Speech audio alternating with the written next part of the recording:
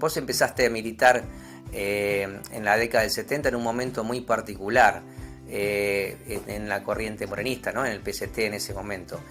Bueno, ¿por qué empezaste a militar bueno, y cómo fue la militancia en esa época tan difícil, ¿no? Mira, yo empecé a militar después del golpe. No me acuerdo si fue a finales del 76 o ya en el 77, pero ya había sido el golpe. Yo estaba mal por el tema de la dictadura, fue algo bastante contundente ese golpe, y decidí que tenía que hacer algo.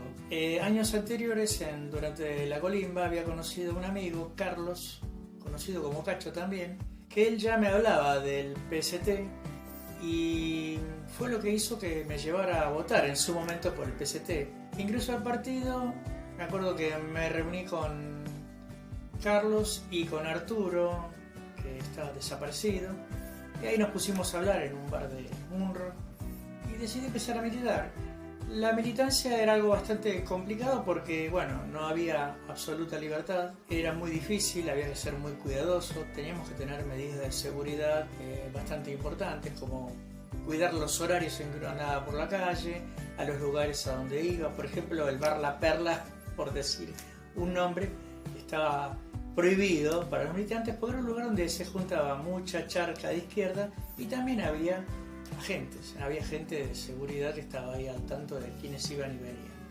La idea de estar militando en el PST fue, digamos, empezar a enfrentar al gobierno, como dije antes, y aparte la política del partido era la de que tratáramos todo de estructurarnos dentro del movimiento obrero. Yo en ese momento no iba a estructurarme en el movimiento obrero porque ya tenía un trabajo estable y mi relación en ese momento era con la gente con la que trabajaba. Yo trabajaba para un despachante de aduana y tenía mucha ligazón con los estibadores y los trabajadores en general del puerto. Cuando fue una de las primeras huelgas durante la dictadura, creo que la primera fue una huelga de Peugeot, otra de las primeras huelgas fue la del puerto. Al año y pico que estuve militando, desde el partido surge la propuesta de irnos con mi compañera en ese momento a militar a Tucumán, que era una regional que estaba bastante golpeada, porque justamente ahí fue el operativo de Independencia y que se llevó a gran parte de los jóvenes y la militancia, especialmente sobre la gente ligada al ERP o a los montoneros.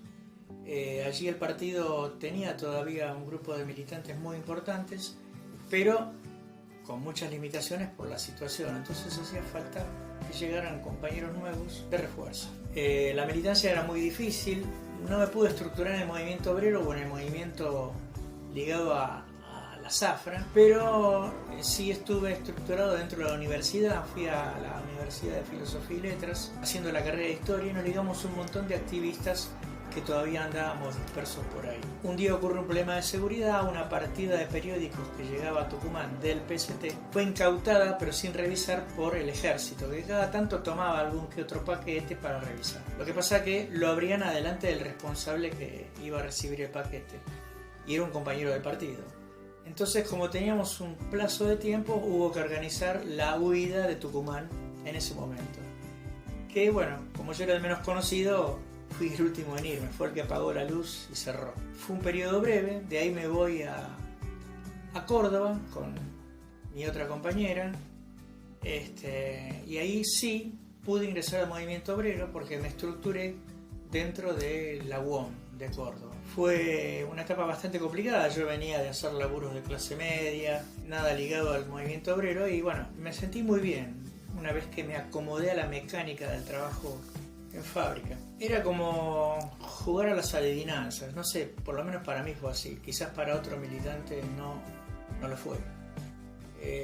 Había que charlar de las cosas cotidianas, ver, saber bien quién era el compañero o la compañera, dónde vivía. El barrio tenía importancia también porque por ahí algunos venían de barrios de muchas luchas anteriores y eso ayudaba.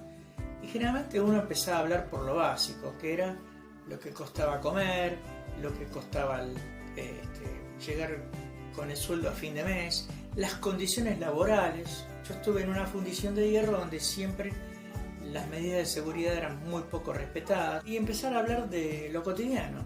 Y eso daba lugar también a saber qué pensaba, si era peronista, si no lo era, si veía con simpatía a la izquierda, porque a veces te encontrabas con tipos que te decían, mira, los únicos delegados como la gente que tuvimos durante la democracia fueron los de izquierda, porque los demás eran todos unos chatas. Entonces eso abría el diálogo, pero un diálogo que uno lo hacía siempre, con cuidado, porque también estaban los que por ahí decían, como me pasó por ejemplo en Tucumán, che, ese flaco habla de izquierda, tiene un periódico. Así que había que ser muy cuidadoso. Y aparte mantener las medidas de seguridad, como no andar a cualquier hora por la calle, porque por ejemplo después de las 9, 10 de la noche, también salían, los milicos salían con sus grupos a joder. Gracias por tu testimonio, Beto.